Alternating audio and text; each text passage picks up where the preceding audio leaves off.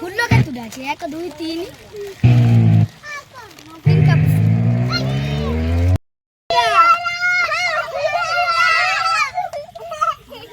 काय जन्मदिन काय जन्मदिन आज टिकी पोर आज टिकी पो जन्म आज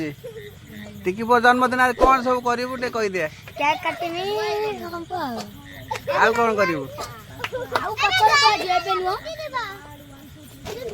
अरे भालू आसी नुची कोठी अछि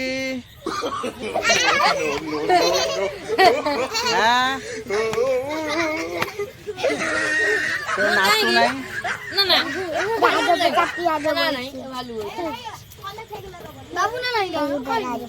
ए कई देखो नहीं माटी इस साल सरस्वती पूजा की शुभ अवसर पर आप सभी को डीजे तुलना की तरफ से हार्दिक शुभकामनाएं।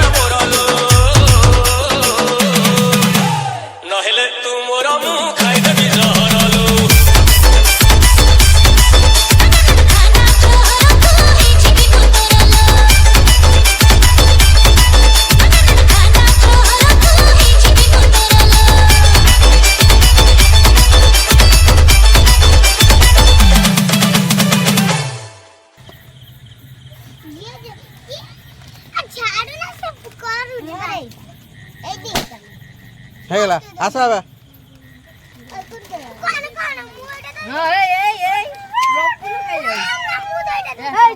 ए जा हापुड़ जा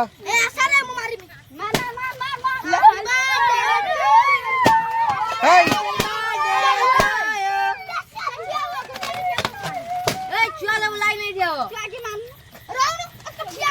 अरे इकडं बंकी बैल आहे मी कोण आहे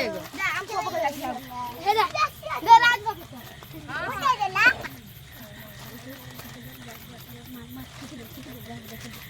कोण आहे तू एका की मम्मी मम्मी आपण हात जाऊ मम्मी हाती मम्मी कोण आहे ए शुरू करो कटा आबे छई बटू कटी हैप्पी बर्थडे टू यू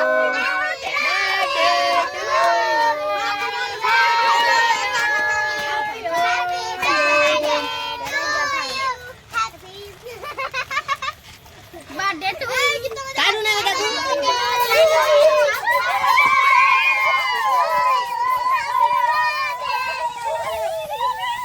एक किताब से मारना छुआ मारना भाई ओ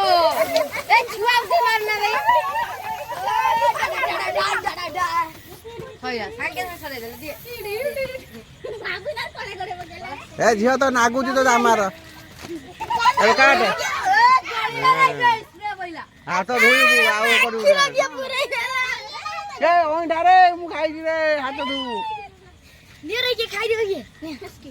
खाई दू ना रे तोर कोन चॉकलेट रे ना खाई दू ना रे हाथ धोई पका हाथ धोई पका ना बना खाई छी